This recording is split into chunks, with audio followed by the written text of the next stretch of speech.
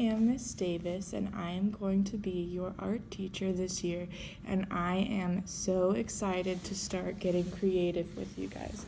But first we need to go over our classroom rules. If you had me last year, they're pretty much the same, but I want to go over them so we all have a little reminder and we are all on the same page. The first one is always try your best. This means no saying, I don't know how to draw, or I don't know how to do this, or I'm no good at this, because you are good at it, and if you're not, we will work at it. That is why we are here, and that is why we are learning about it, so we can get better in practice. The second rule is to respect others and material. Other people will be the person sitting next to you, me, anyone who walks through the door, so that means no touching and no pulling on people's hair or taking their stuff, that kind of thing. Respecting our materials means if we have a marker, you take the lid off, you need to put the lid back on and make sure it snaps when you're done. We have crayons, don't break the crayons, don't throw them on the floor, make sure they go back exactly where they go. Everything is pretty organized for you guys. Don't break the pencils. They're very easy to break if you write with them really hard and snap the tips off constantly. They won't last very long. Any new supplies we'll go over so you know how to take care of them correctly. The third rule is to take time to clean. At the end of every class, we'll have at least 5 minutes to pick up. If we're doing something that we use our caddies for, this is pretty easy to clean up because you just throw the markers in one side, crayons, pencils in the other side, and you're pretty much done. Make sure the floor is clean, the chairs are pushed in. If we're doing something a little bit messier like paint, I will let you know beforehand what we need to do to make sure the room is clean, the tables are clean, and the material is put away correctly. The fourth rule is to imagine and be creative. That means please do not draw Sonic the Hedgehog for every single project.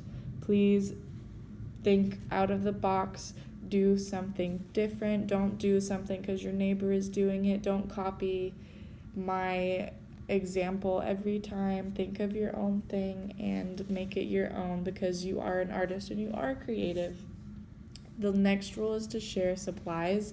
So as you can see, most of the time we have enough to go around the table.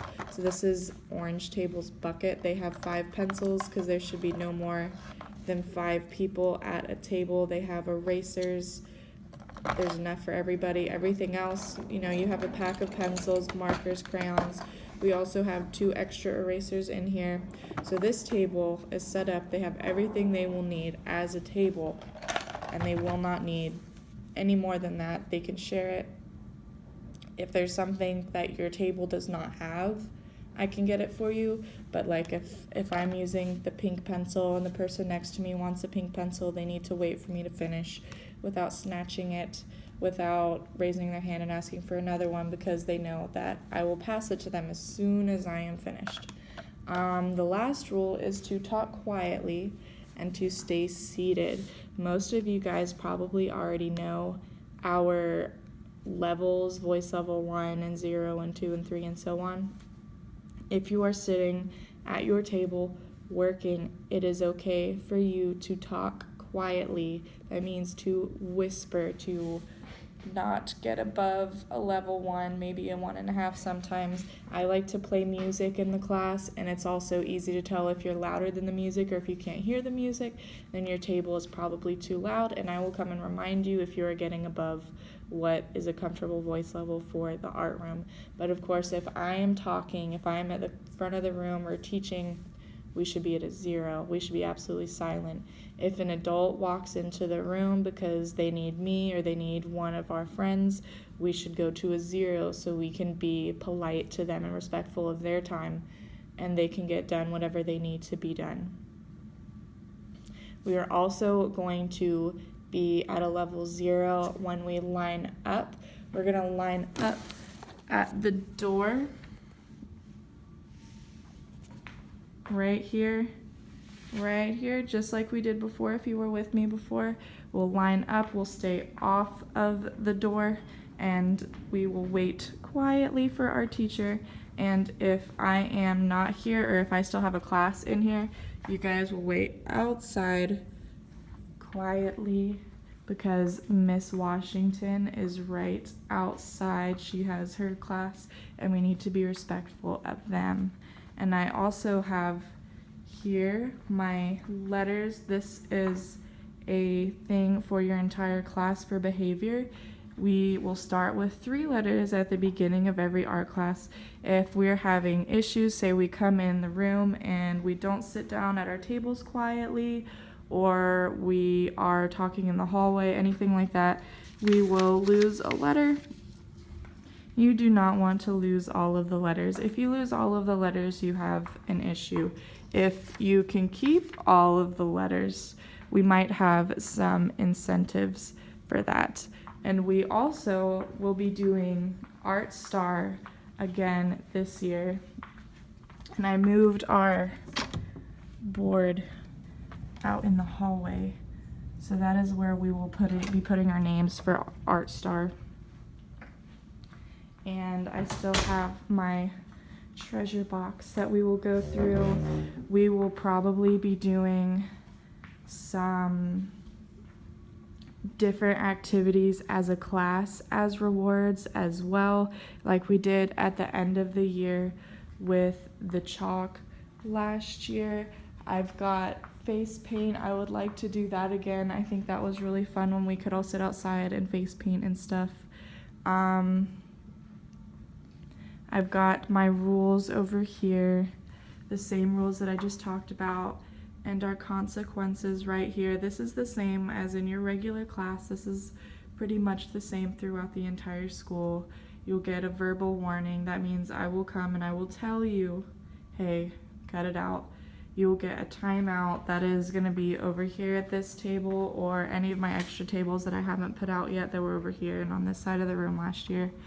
I would like to have some papers that you fill out. I'm going to make some think sheets. If you go to timeout, you're going to have to fill out a piece of paper that possibly, depending on what happened, you might have to have your parents sign it or your teacher sign it or whoever sign it if we so choose to do so. If not, it will just be something that you fill out and reflect on the issues that we had in class, and something that you turn into me before you go back to work. Also, I have put out the bulletin board paper out on our tables, and I made these really nice table numbers and our table colors up here. Please do not destroy these. Don't pick at the paper. Don't pick at the tape. Don't draw on the paper unless I tell you to do so. I know I do that sometimes. We free draw on paper like this. But this is how we're gonna see who is sitting where. Each table has their own numbers, 1, 2, 3, 4, and 5 if it's a back table. The yellow and the green table don't have a 5 because they're pushed up right here, and we don't want anyone sitting on these ends facing away from the board. And you will probably have a job based on your number. So if I say that I want people in seat number 1 to bring me your paintbrushes, then everyone at each, so there's a red number 1, an orange number 1, yellow, green, and blue all have a seat number 1. That will be your job, your seat. Come and do that for me if I call you.